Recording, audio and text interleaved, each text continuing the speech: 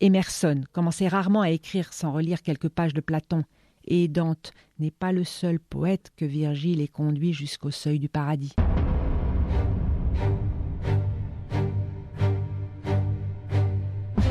Sur la lecture de Marcel Proust. Télérama Radio. Épisode 9. J'aurais voulu surtout qu'il me dît si j'avais plus de chance d'arriver à la vérité, en redoublant ou non ma 6e et en étant plus tard diplomate ou avocat à la cour de cassation. Mais aussitôt la belle phrase finie, il se mettait à décrire une table couverte d'une telle couche de poussière qu'un doigt aurait pu y tracer des caractères. Chose trop insignifiante à mes yeux pour que je pusse même y arrêter mon attention. Et j'en étais réduit à me demander quels autres livres Gautier avait écrits qui contenteraient mieux mon aspiration et me feraient connaître enfin sa pensée tout entière. Et c'est là, en effet, un des grands et merveilleux caractères des beaux livres, et qui nous fera comprendre le rôle à la fois essentiel et limité que la lecture peut jouer dans notre vie spirituelle. Que pour l'auteur, il pourrait s'appeler conclusion, et pour le lecteur, incitation. Nous sentons très bien que notre sagesse commence où celle de l'auteur finit. Et nous voudrions qu'il nous donnât des réponses, quand tout ce qu'il peut faire est de nous donner des désirs. Et ces désirs, il ne peut les éveiller en nous qu'en nous faisant contempler la beauté suprême à laquelle le dernier effort de son art lui a permis d'atteindre. Mais par une loi singulière et d'ailleurs providentielle de l'optique des esprits, loi qui signifie peut-être que nous ne pouvons recevoir la vérité de personne et que nous devons la créer nous-mêmes.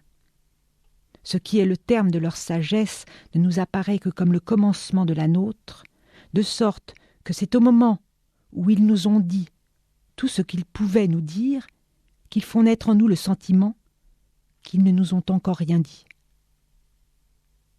D'ailleurs, si nous leur posons des questions auxquelles ils ne peuvent pas répondre, nous leur demandons aussi des réponses qui ne nous instruiraient pas, car c'est un effet de l'amour que les poètes éveillent en nous de nous faire attacher une importance littérale à des choses qui ne sont pour eux que significatives d'émotions personnelles. Dans chaque tableau qu'ils nous montrent, ils ne semblent nous donner qu'un léger aperçu d'un site merveilleux, différent du reste du monde, et au cœur duquel nous voudrions qu'ils nous fissent pénétrer.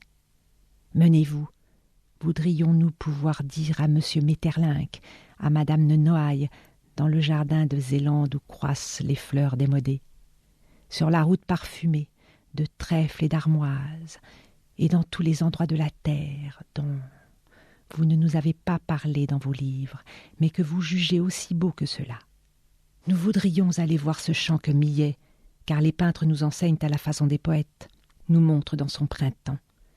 Nous voudrions que M. Claude Monet nous conduisît à Giverny, au bord de la Seine, à ce coude de la rivière qu'il nous laisse à peine distinguer à travers la brume du matin.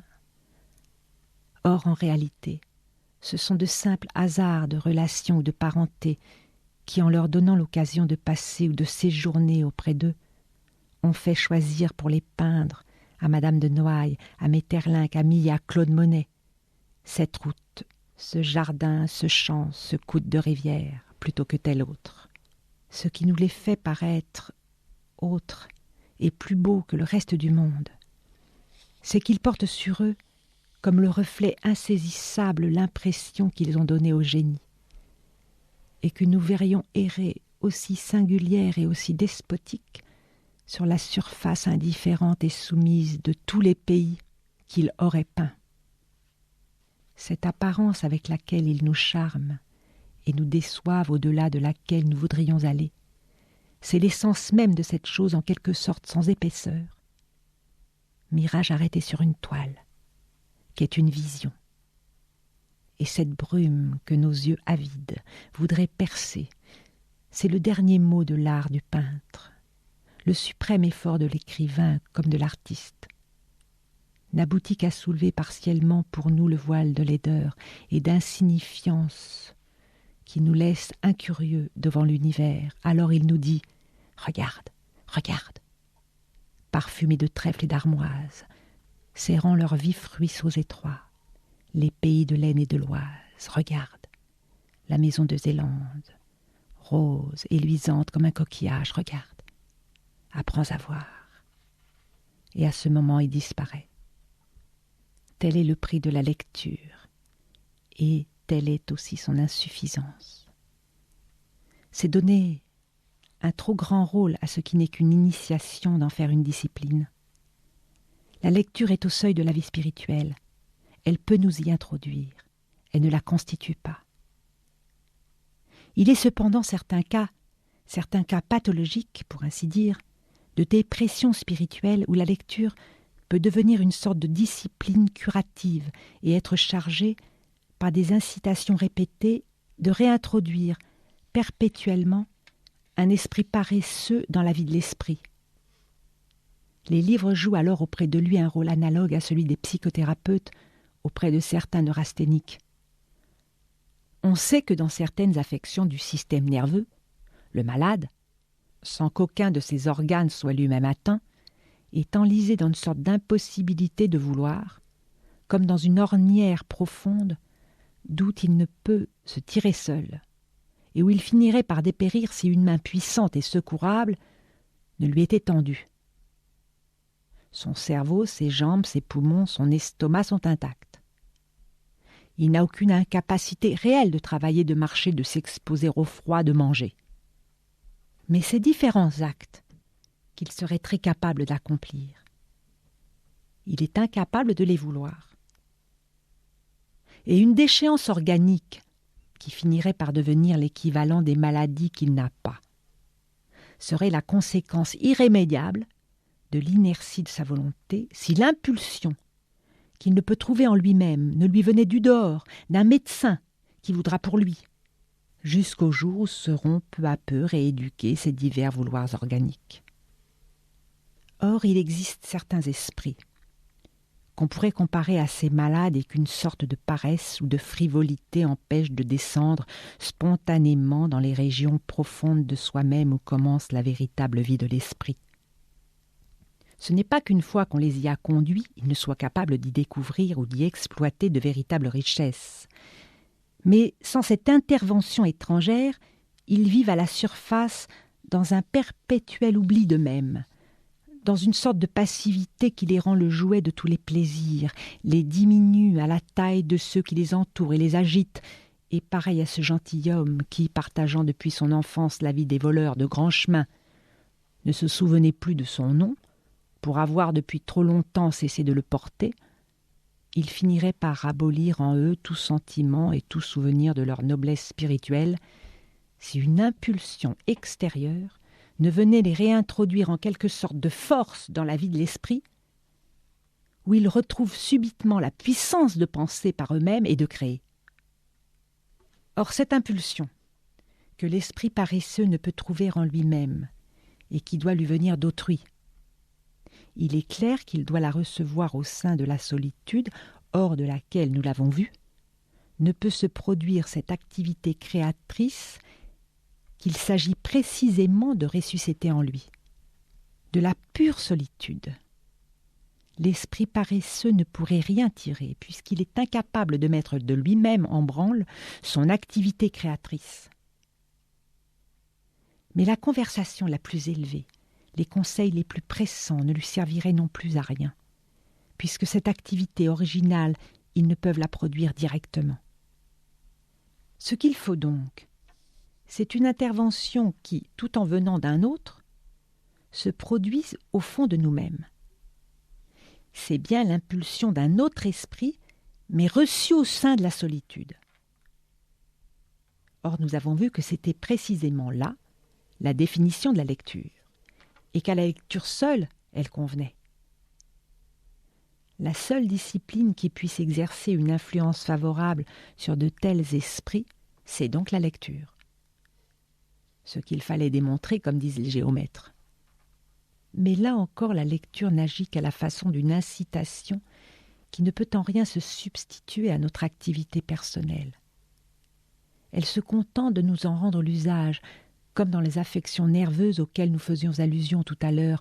Le psychothérapeute ne fait que restituer au malade la volonté de se servir de son estomac, de ses jambes, de son cerveau, restés intacts. Soit d'ailleurs que tous les esprits participent plus ou moins à cette paresse, à cette stagnation dans les bas niveaux, soit que, sans lui être nécessaire, l'exaltation qui suit certaines lectures ait une influence propice sur le travail personnel. On cite plus d'un écrivain qui aimait à lire une belle page avant de se mettre au travail. Emerson commençait rarement à écrire sans relire quelques pages de Platon, et Dante n'est pas le seul poète que Virgile ait conduit jusqu'au seuil du paradis.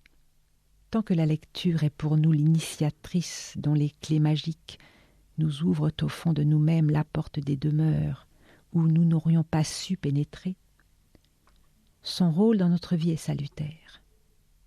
Il devient dangereux au contraire quand, au lieu de nous éveiller à la vie personnelle de l'esprit, la lecture tend à se substituer à elle.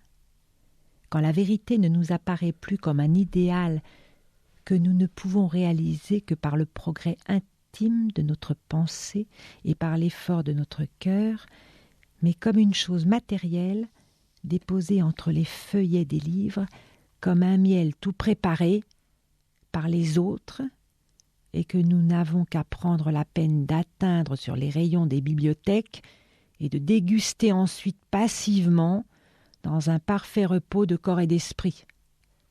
Parfois même, dans certains cas un peu exceptionnels, et d'ailleurs nous le verrons moins dangereux, la vérité conçue comme extérieure encore est lointaine, cachée dans un lieu d'accès difficile. C'est alors quelque document secret, quelque correspondance inédite, des mémoires qui peuvent jeter sur certains caractères un jour inattendus et dont il est difficile d'avoir communication. Quel bonheur! Quel repos pour un esprit fatigué de chercher la vérité en lui-même, de se dire qu'elle est située hors de lui, au feuillet d'un in-folio jalousement conservé dans un couvent de Hollande, et que si, pour arriver jusqu'à elle, il faut se donner la peine, cette peine sera toute matérielle, ne sera pour la pensée qu'un délassement plein de charme. Sans doute, il faudra faire un long voyage, traverser en coche d'eau les plaines gémissantes de vent, tandis que sur la rive, les roseaux s'inclinent et se relèvent tour à tour dans une ondulation sans fin. Il faudra s'arrêter à Dordrecht, qui mire son église couverte de lierre dans l'entrelacs des canaux dormants et dans la Meuse frémissante et dorée où les vaisseaux en glissant dérangent. Le soir, les reflets alignés des toits rouges et du ciel bleu. Et enfin, arrivé au terme du voyage, on ne sera pas encore certain de recevoir communication de la vérité. Il faudra pour cela faire jouer de puissantes influences, se lier avec le vénérable archevêque d'Utrecht, à la belle figure carrée d'anciens jansénistes, avec le pieux gardien des archives d'Amershorst. La conquête de la vérité est conçue dans ces cas-là comme le succès d'une sorte de mission diplomatique, où n'ont manqué ni les difficultés du voyage, ni les hasards de la négociation. Mais qu'importe, tous ces membres de la vieille petite église d'Utrecht, de la bonne volonté de qui il dépend que nous entrions en possession de la vérité, sont des gens charmants, dont les visages du XVIIe siècle nous changent des figures accoutumées et avec qui il sera si amusant de rester en relation, au moins par correspondance. L'estime dont ils continueront à nous envoyer de temps à autre le témoignage nous relèvera à nos propres yeux et nous garderons leurs lettres comme un certificat et comme une curiosité. Et nous ne manquerons pas un jour de leur dédier un de nos livres, ce qui est bien le moins que l'on puisse faire pour des gens qui nous ont fait don de la vérité. Et quant aux quelques recherches, aux courts travaux que nous serions obligés de faire dans la bibliothèque du couvent et qui seront les préliminaires indispensables de l'acte d'entrée en possession de la vérité que pour plus de prudence et pour qu'elle ne risque pas de nous échapper, nous prendrons en note. Nous aurions mauvaise grâce à nous plaindre des peines qu'ils pourront nous donner. Le calme et la fraîcheur du vieux couvent sont si exquises, où les religieuses portent encore le haut hénin aux ailes blanches et qu'elles ont dans le Roger van der Weyden du parloir.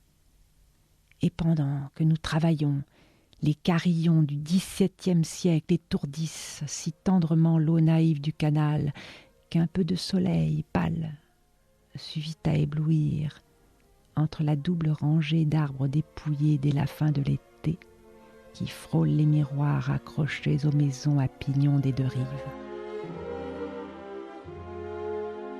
C'était Sur la lecture de Marcel Proust. Télérama Radio.